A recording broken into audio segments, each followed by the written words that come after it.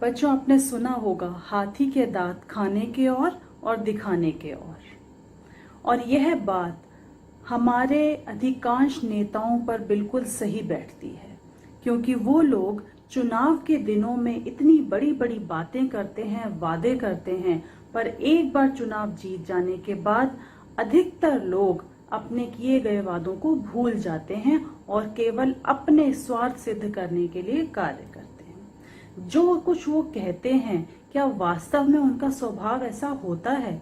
क्या वास्तव में वो ये सब करना चाहते हैं देश या समाज के लिए, जो वो कहते हैं, जो वादे करते हैं? तो आज मैं चित्रा बंसल, आपकी हिंदी की अध्यापिका, आपकी हिंदी की पुस्तक उल्लास का जो पाठ पढ़ाने जा रही हूँ, उसमें आपको ऐसे ही लोगों का एक नमूना देखने को मिलेगा जो वास्तव में व्यवहार उनका कुछ और होता है और वो समाज और देश के आगे कुछ और ही मुखौटा पहनकर रखते हैं। पाठ का नाम है अधिकार का रक्षक और यह पाठ एक एकांकी के रूप में है। एकांकी कहते हैं नाटक के एक अंक को। बस फर्क इतना है कि नाटक में बहुत सारे पात्र होते हैं, अनेक घटनाएं होती हैं, जबकि एकांकी में पात्रों की संख्या कम होती है और घटना भी मुख्य रूप से एक ही दिखाई जाती है। तो हम पढ़ना शुरू करते हैं। अब आप देखेंगे कि जब भी एकांकी लिखा जाता है तो प्रारंभ में पात्रों के नाम लिखे होते हैं, कौन सा पात्र किसका अभिनय कर रहा है। उसके बाद ये लिखा होता है कि जहां वो सब हो रहा है, घटना घट रही है, वहां का वातावरण कैसा है, कहाँ का दृश्य है, कब का दृश्य है, ये सारी बातें एकांकी के प्रारंभ में लिखी जाती हैं। जैसे यहाँ पर आप देख रहे हैं पात्र कौन कौन है। सेठ जी जो प्रांतीय असेंबली के उम्मीदवार हैं, राम लखन सेठ जी का नौकर, रामदेई सफाई करने वाली, भगवती रसोइया, श्रीमती सेठ सेठ जी की पत्नी, बलराम सेठ साहब का छोटा बच्चा, संपादक कॉलेज के 2 लड़के। समय कौन सा है? प्रातःकाल का। और स्थान कहाँ का है? सेठ साहब का ड्राइंग रूम। तो ये व्यवस्था होगी यदि हमें इस एकांकी को मंच पर दिखाना है, मंचन करना है इसका। पर्दा उठने पर सेठ साहब समाचार पत्र देखते हुए, यानी जब मंच पर पर्दा उठेगा तो सबसे पहले क्या नजर आएगा कि सेठ साहब बैठे हैं और समाचार पत्र पढ़ रहे हैं, और तभी टेलीफोन की घंटी बजती है। सेठ समाचार पत्र फेंकते हुए, हेलो हेलो। जी हाँ, आप हरिजन और दलित सभा के मंत्री हैं। कहिए, कल का जलसा कैसा रहा? अच्छा, आपके भाषण के बाद सभी दलित मेरे पक्ष में वोट देने को तैयार हो गए हैं। आपने भी खूब कही। मैंने तो अपना सारा जीवन दलितों और गरीबों को ऊपर उठाने में लगा दिया है। अब बच्चों को ही लीजिए, हमारे घरों में उनकी क्या दशा है। उनका लालन पालन, शिक्षा सब कितनी पुरानी पद्धति की है। बात बात पर डांट फटकार, सब डरपोक और दब्बू बनकर रह जाते हैं। उन्हें तभी बलराम आता है। बलराम कौन है? उनका बेटा। भीतर आकर, बाबूजी हम मेले। वो बोल ही रहा है, इतने में सेठ जी क्या करते हैं? चोंगे से यानी फोन से रिसीवर से मुंह हटाकर गुस्से में, भाग यहाँ से, देखता नहीं मैं टेलीफोन पर बात। बलराम जोर से रोते हुए, मेले। वो शायद मेले में जाने की जिद कर रहा है और सेठ जी उसको जोर से दुत्कार रहे हैं। सेठ टेलीफोन पर, इधर जरा शोर हो रहा है, मैं अभी आपसे बात करता हूँ।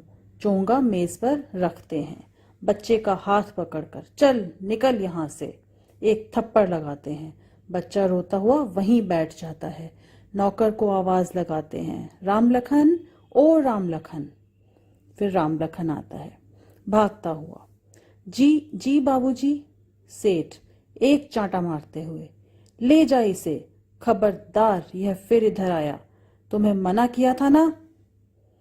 अब आप देखिए कि सेठ जी का व्यवहार कैसा लग रहा है, बहुत ही गुस्से वाला। ना तो उन्हें अपने बच्चे से बात करने की समझ है कि किस तरह से बात करनी चाहिए, और ना ही नौकर से ठीक से बात कर रहे हैं, बात बात पर तो डांट रहे हैं, चांटे लगा रहे हैं, और अभी फोन पर क्या कह रहे थे कि उन्होंने हमेशा से समाज के हित में काम किया है और अब वो बच्चों के लालन पालन की ओर ध्यान देंगे, और फोन पर बड़ी बड़ी बातें कर रहे हैं। और उनका अपना व्यवहार अपने बच्चों के प्रति कितना निष्ठुर है, कितना कठोर स्वभाव है।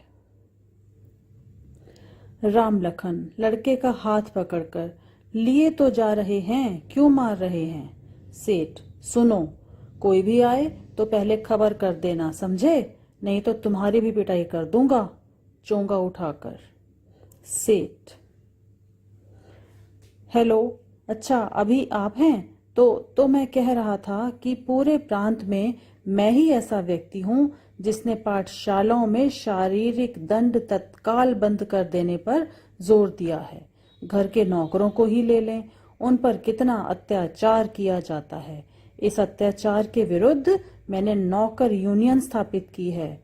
मैं चुना गया तो वहां भी इन सब की सेवा करूंगा। अब आप खुद देखते जाइए कि सेठ जी की बातें और उनका व्यवहार कितना विपरीत है। जो वो बातें कर रहे हैं, अगर यही सब उनके व्यवहार में आ जाता तब कितना अच्छा होता, पर बातें कुछ और काम बिल्कुल ही उससे हटकर। राम लखन, बाबूजी सफाई। सेठ क्रोध से, ठहर मूर्ख, नहीं नहीं, मैं नौकर से किसी आनी हंसी। हाँ तो आप घोषणा करवा दें। जी हाँ, मैं कल अवश्य जलसे में आऊंगा। क्या करूं, अवकाश ही नहीं मिलता। ही, अच्छा नमस्कार। नौकर से, तुम्हें कहा था इधर मत आना। राम लखन, बाबूजी सफाई करने वाली अपनी मजदूरी मांगत है। सेठ, अगले महीने आए।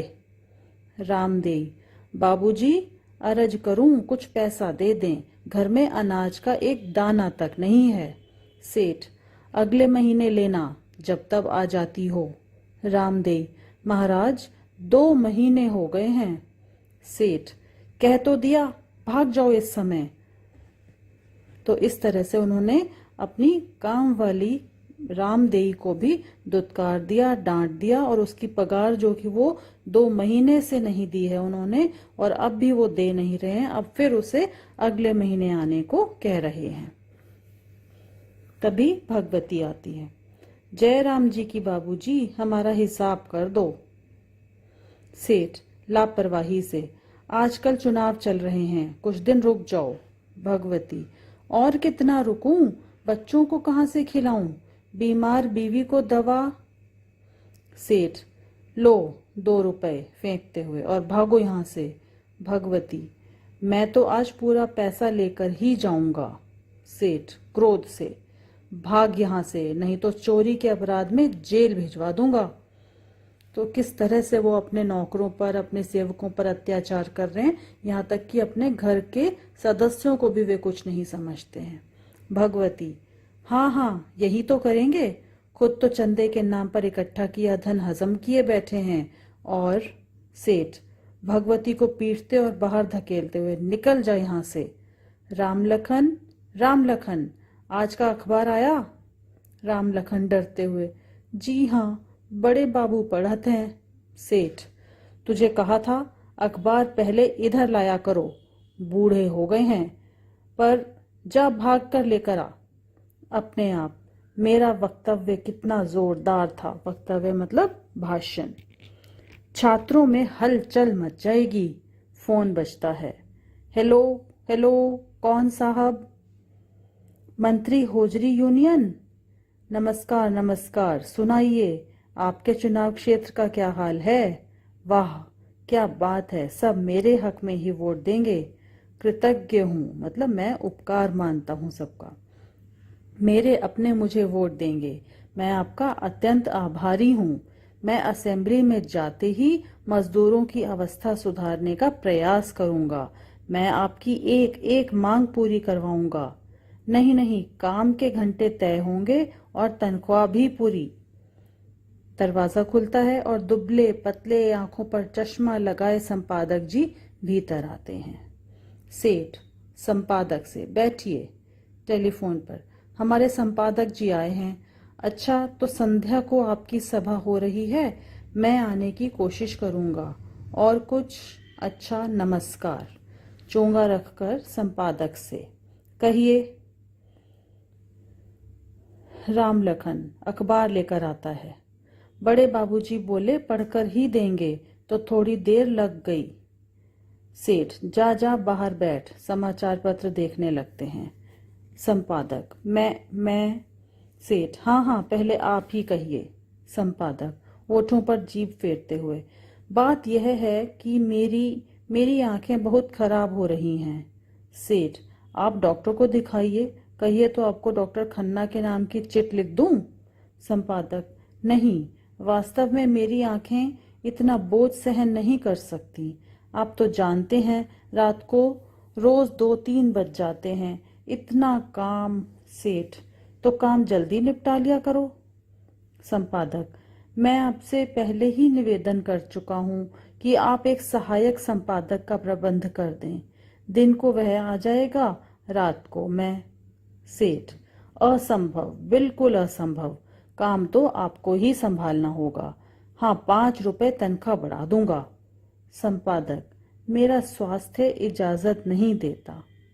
सेठ क्रोध से, आप काम छोड़ना चाहें तो छोड़ दें, 1 नहीं 10 आदमी मिलेंगे। अभी फोन पर वो कह रहे थे कि सभी मजदूरों के हक में काम करूंगा, फैसले करवाऊंगा, काम के घंटे निश्चित करवाऊंगा और तनख्वाह पूरी होगी। लेकिन अब वो संपादक के ऊपर कितना अत्याचार कर रहे हैं।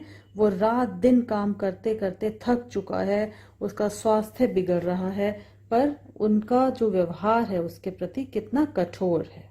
वो कह रहे हैं तुम्हें काम करना है तो करो, 1 की जगह 10 मिल जाएंगे। राम लखन भीतर आता है।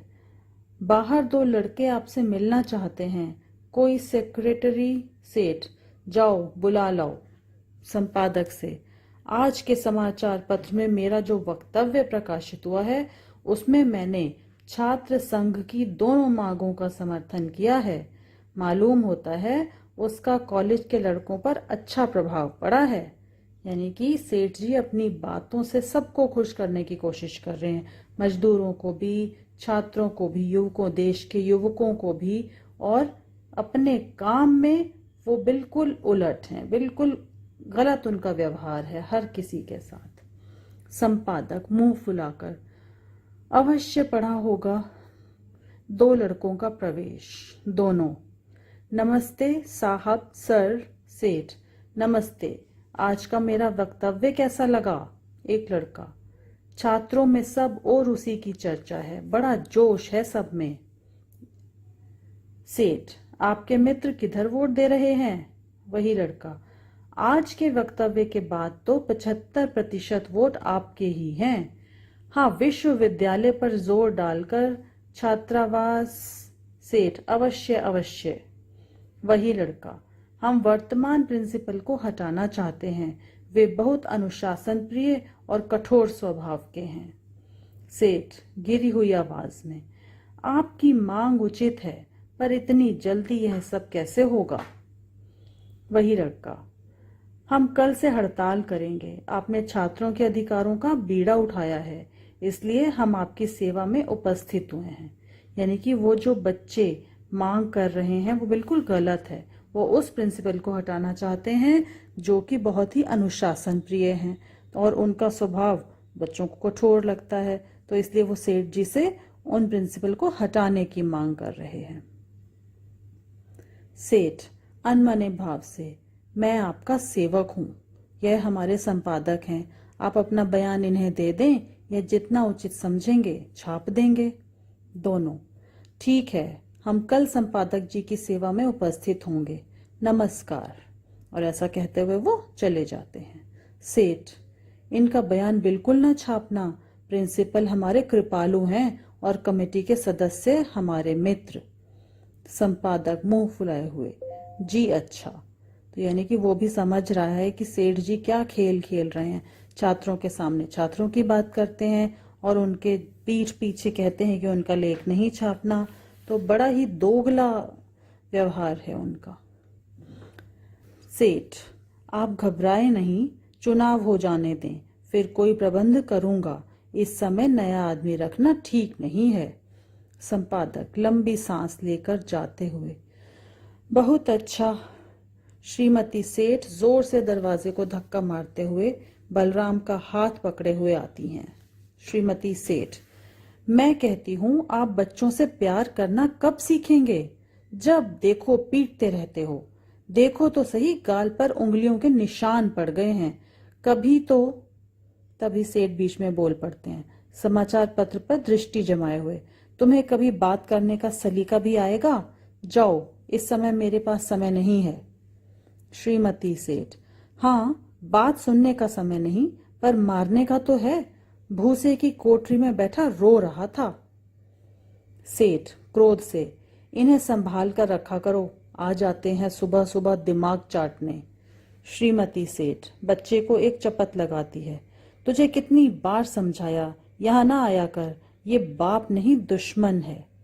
दूसरों के बच्चों से प्रेम करेंगे, उनकी उन्नति के लिए भाषण झाड़ेंगे, बिल पास करवाएंगे, और घर में तो बात तो बिल्कुल ठीक कह रही हैं वो भी परेशान है उनके व्यवहार से कि बाहर तो बड़ी बड़ी बातें करते हैं और घर में उनका व्यवहार कितना खराब है सबके साथ। सेठ क्रोध में पागल होकर पत्नी को धकेलते हुए, निकलो, कितनी बार कहा है इस कमरे में ना आया करो। श्रीमती सेठ, आप कभी अंदर आए तो ना, सारा दिन मिलने वालों का तांता लगा रहता है। तांता मतलब लाइन लगी रहती है।